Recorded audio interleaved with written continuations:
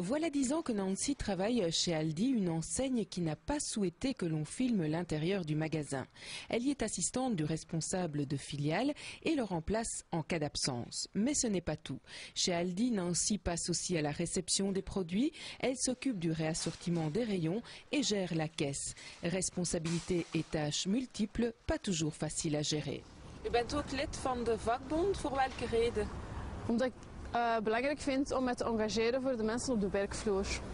En er moeten mensen zijn die durven de problemen aankaarten bij de directie. Want veel mensen zeggen wel van dat is niet goed en dat is niet goed, maar zelf naar de directie stappen doen ze niet. En daarom zijn wij als tussenpersoon van naar de directie te gaan en onze verantwoordelijkheid op te nemen ten opzichte van onze collega's. De werkdruk is de laatste tijd heel erg opgelopen met 2 maal de eenmalige acties, zowel op woensdag en op zaterdag. Daardoor is de werkdruk wel erg sterk toegenomen in de winkels. Flexibiliteit, stress ook? Ja, mensen moeten flexibel zijn. De stress, doordat eigenlijk die werkdruk is er stress, meer klanten. De winkel, ja, er zijn meer klanten, dus men kan ook zo makkelijk niet meer werken. Dus daardoor wordt er dan soms al wat vroeger begonnen in de winkel. Dus de mensen moeten dan langere dagen werken. U verkoopt hier ook textiel. Welke problemen veroorzaakt dat? Het probleem is dat de mensen dus meerdere artikelen meenemen. Wij hebben geen pasruimtes, dus ze nemen dat mee naar huis. Ze komen daarmee terug omdat het te klein of te groot is of toch niet hetgeen is wat ze ervan verwachten. Daardoor is dat niet meer in de verpakking, moeten dat terug in de verpakking, soms lukt dat dan niet meer. De mensen trekken eigenlijk heel veel open en je krijgt een heel slordig beeld in de winkel. En waar komt die textiel vandaan eigenlijk? Weten jullie dat? Persoonlijk van de directie weten wij dat niet, maar als we de textiel uitpakken in de verpakking, dan staat er ook dikwijls China op, Indonesië, dus de landen ja, van waar dat de meeste textiel vandaan komt. Hè.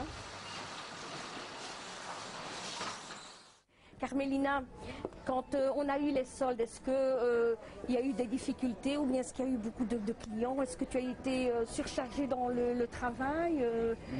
Non, comme d'habitude, comme chaque année. Comme chaque année. Et les horaires, tu n'as pas de difficultés avec les horaires? C'est pas, tout s'est bien pas de soucis? Pas de problème. Tu es temps plein, toi? Moi, je suis. Tu es temps plein. Avec 37 ans au service de la grande distribution et 35 ans d'engagement syndical, Hélène est un véritable pilier de l'INO de Charleroi. C'est très spécial comme ça. Le montant de mon premier salaire était de 1732 francs belges, à ce moment-là en 1971. 37 ans plus tard, est-ce qu'il a évolué de façon significative? Non. Si on veut comparer par rapport au coût de la vie, non, bien sûr que non. Mais enfin, ça fait rire si on dit maintenant ce qu'on gagnait il y a 37 ans d'ici, ça paraît un petit peu bizarre que l'on gagnait si peu et qu'on s'en sortait à ce moment-là. Maintenant, avec le salaire, je ne sais pas combien, c'est 1350 maintenant peut-être, à peu près, mais on n'arrive pas à s'en sortir. 1350 € à condition d'être à temps plein. Mais dans la grande distribution, une grande majorité des employés travaillent à temps partiel, une situation qui mobilise la flamme syndicale d'Hélène. Les grands combats, c'est d'abord d'essayer d'avoir des contrats temps plein pour tout le monde, en tout cas des contrats qui pourraient mettre les gens à l'aise dans leur vie quotidienne, parce que là, c'est difficile quand on fait 20 heures ou 24 heures, de faire un prêt, c'est difficile, de pouvoir s'investir dans une maison, dans un achat quelconque, c'est très difficile. Donc moi, en tout cas, mon combat, c'est de donner des heures aux gens et d'engager des jeunes, ça c'est sûr. C'est le grand reproche qu'on fait souvent à la grande distribution, ce sont ces temps partiels qui ne permettent pas de vivre décemment. Tout à fait. C'est quelque chose où on a très difficile à changer, en tout cas le système. En plus, bon, quand on fait 25 heures, c'est 5 jours semaine, donc il faut se rendre compte que les gens travaillent 5 heures par jour. Parfois, ils se déplacent 1 heure pour venir, 1 heure pour partir.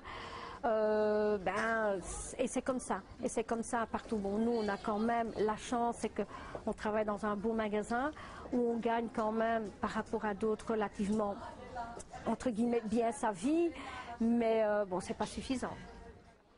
Hélène et Nancy font partie d'une mission emmenée conjointement par la campagne Vêtements propres et les magasins du monde Oxfam. Aux antipodes Grand Bigard et Charleroi, en Indonésie, elles iront à la rencontre de femmes qui fabriquent les vêtements vendus par leurs enseignes.